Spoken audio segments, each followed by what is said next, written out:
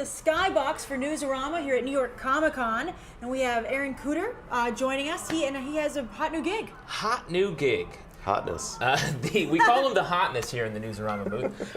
You are taking over Action Comics with Greg Pak as the writer, and you're going to be drawing Mr. Superman himself. Bum, bum, bum, bum. Ta-da! You have the Clark Kent look that you're rocking here today. Well, in between. Yeah, you're mid-transformation. Yeah, exactly.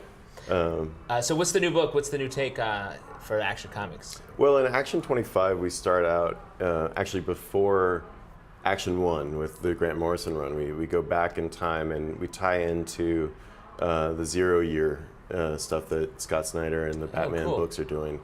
And it's a young Superman. He's cocky, he's full of himself, he's got the vigor of youth going on.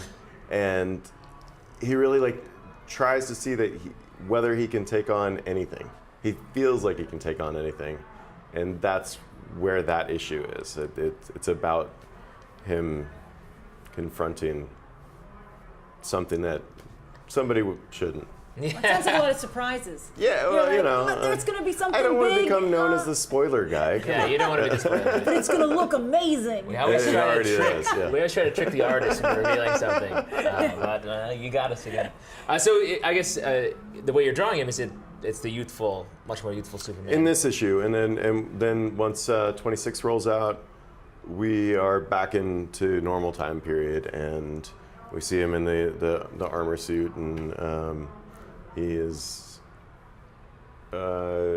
reunited with someone of his past.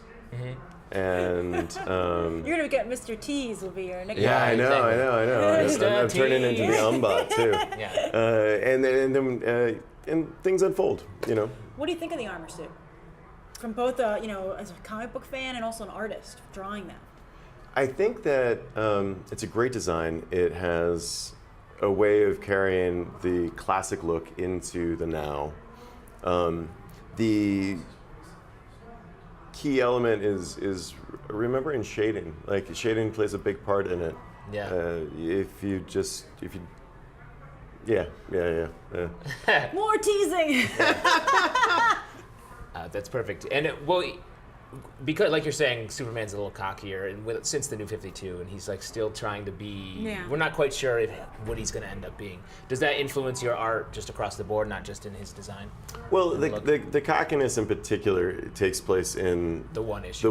But I feel like that making the character. There really is like a moment of youth. I think it does translate into the more New 52 character. I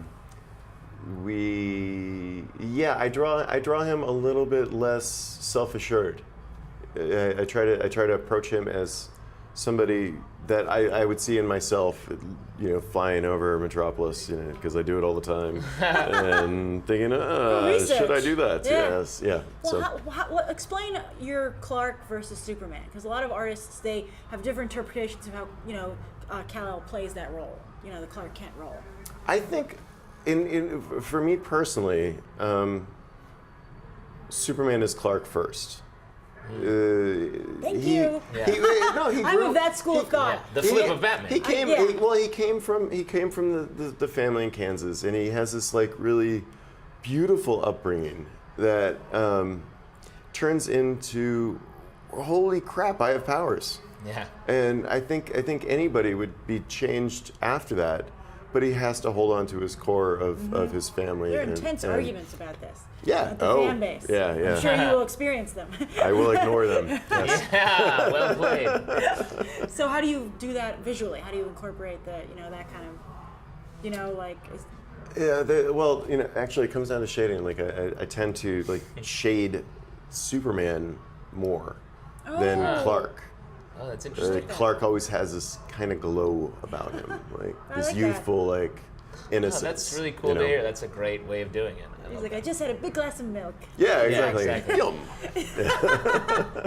And you recently just got to write a book for DC as well. That's talk about being Clark and Superman at the same time. Oh, I like that. You're doing both. And it went better than I could have imagined.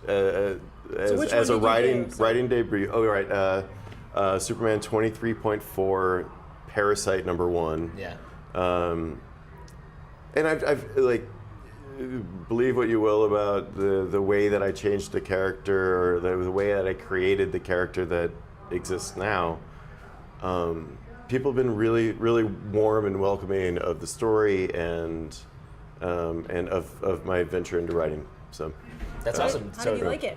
I loved it. I mean, it's comics is always about a community of creators, and we have the writer, and the writer has to work with the artist, and the artist has to work with the writer, and then the artist has to work with the colorist, and like it's a community. And when you whittle that down into one mind, it can lead to great things. It can just, and I was worried that my book was not going to, it was going to be the latter, but it worked out. I had a really great team. That's awesome. Do you plan on doing any more writing, either for I hope DC so. or on your own? I hope so. Yeah. It's definitely a new diction, So you hadn't really done much of that before, and then you got this opportunity, and you were like, I want Well, to do this. I think it's an artist's job to tell a story. Yeah. And even Greg and I work with very loose scripts, Marvel style scripts, and it allows me to create, and it allows me to add, and allows me to take away and stuff. But even when I've gotten full scripts, I don't look at them as Set in law. stone, Yeah. I really try to use the tools in my toolbox to tweak the story and amp it up or play around with it in some way. So when does your run on Action Comics with Greg start? Next month. Next month. November. Okay. Yeah. All right. 25. Issue 25 comes out in Very November. soon. Yep. Awesome. Well, thanks for sitting down and talking to us. Thank you. And good luck with the rest of your con. And you guys, good luck with the rest of watching the con here on Newsarama.